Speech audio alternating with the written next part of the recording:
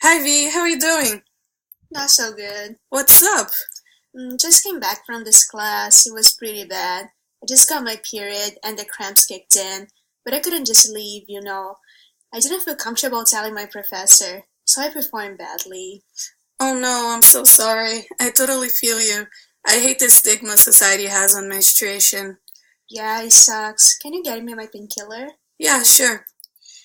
By the way, I just remembered. The other day I was looking into this exact subject. I was wondering if this unclean and tabooed image of menstruation was always a common theme in history, and I wondered how other nations perceived this phenomena. So I did some research and I found exciting myths revolving around periods. Apparently, blood was a huge deal in the Cherokee Nation, and menstruating women were believed to have extreme powers during that time. Funny enough, though, I only found accounts on it written by other people, not the Cherokees themselves. It seems like I could just spot sources starting from the time of the Trail of Tears, meaning Cherokees already had contact with the West. It's a really sad story, actually. The Cherokees were told to move west of the Mississippi River because they were occupying land that belonged to the United States of America. They already had a stable and friendly connection with the government. They even let them build a road on their territory. They fought for their rights on the land that was rightfully theirs, but in 1837 they received a letter from John Wool threatening them, saying that if they did not follow the president's wish, then soldiers would come and take them out forcefully. But yeah, I came across these primary sources of this guy that went to live with the Cherokees in 1887, James Mooney. He wrote 2 books while living there. He was assigned the task of taking notes on vocab and grammar, the language, and also collecting information on religion, customs, art, and medicine. Luckily, I did find some stuff on menstruation, but the way he wrote it was very negative. It made me wonder if it was indeed the Cherokees' view on the subject or his own. Like here, this entry on his first book, Sacred Formulas of the Cherokees. He's talking about medicinal plants used for illnesses. It's entirely in English, with just the translation of plant's name in the original language. König Waleski. It becomes discolored when bruised. Scutellaria lateriflora Skulkoth. The name refers to the red juice which comes out of the stalk when bruised or chewed. A decoction of the 4 varieties of Skulkoth is drunk to promote menstruation, and the same decoction is also drunk and used as a wash to counteract the ill effects of eating food prepared by a woman in the menstrual condition, or when such a woman by chance comes into a sick room or a house under the taboo, also drunk for diarrhea and used with other herbs in decoction for breast pains. The ill effects of eating food prepared by a woman in the menstrual condition? Menstruation here is at the same standards of diarrhea, a real illness that can contaminate others. A house under the taboo? The word taboo included gives the impression that the contamination of the blood also went beyond physical characteristics, that it could influence something more spiritual. Around 5 years later, in 1902, Mooney published another book for his collection, Myths of the Cherokees. The book is, again, in English, and it contains 548 pages, which includes a glossary of the Cherokee words. Menstruation appears in 2 instances, one in the category of wonder stories, and again in the notes section. Look at the notes first. Menstrual woman. Among all our native tribes, it is believed that there is something dangerous or uncanny in the touch or presence of a menstrual woman.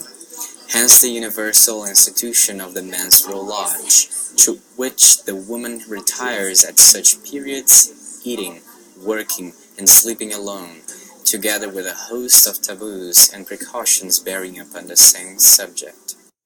It is believed, is what he said. So it does seem like it might be an error in interpretation from their part, right? Now, look at the part of the translation of this myth. For context, it talks about Stone Man, a person that commits cannibalism and becomes a hideous monster with indestructible stone skin, seeking flesh to consume.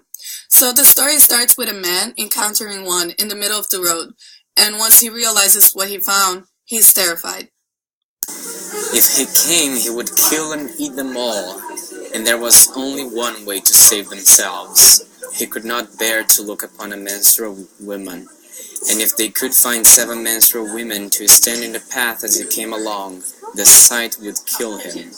So they asked among all the women, and found 7 who were sick in that way, and with one of them it had just begun. By the order of the medicine men, they stripped themselves and stood along the path where the old man would come. Soon they heard Stoneman coming through the woods, feeling his way with his stone cane. He came along the trail to where the first woman was standing, and as soon as he saw her, he started and cried out, "You, my grandchild, you are in a very bad state." He hurried past her, but in a moment he met the next woman and cried out again, "You, my child, you are in a terrible way," and hurried past her, but now he was vomiting blood. He hurried on and met the third and the fourth and the fifth woman, but with each one that he saw, his stab grew weaker until when he came to the last one, with whom the sickness had just begun, the blood poured from his mouth, and he fell down on the trail. Found 7 who were sick in that way, with whom the sickness had just begun. I mean, one might interpret it as the stone man being contaminated, but it seems as if the women are in power in the situation, that they had full control. In the ending of the story, the stone man, while burning to death, also reveals that the medicine for all kinds of sickness, but the previous source had no specific medication for curing menstruation, but promoting it instead. Which is weird, right? And then it came to me. This was a white man born in Indiana that self-taught himself ethnology and started to learn the Cherokee's language through the Indian synonym, the only English document for that at the time.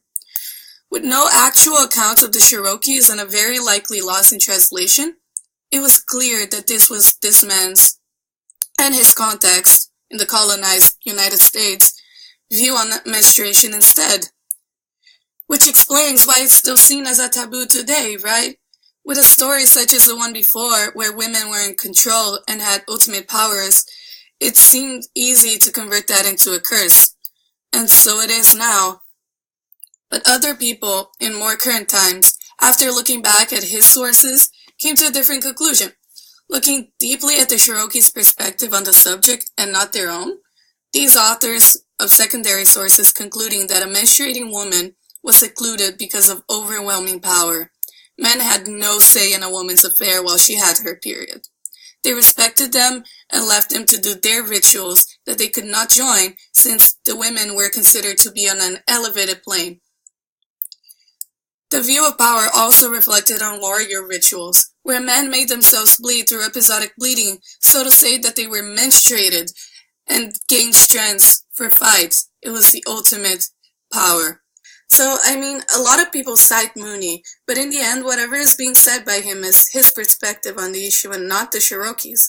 His words ended up twisting the correct perception of menstruating women, which most likely influenced current views that we experience today, people thinking it's dirty or a sign of weakness.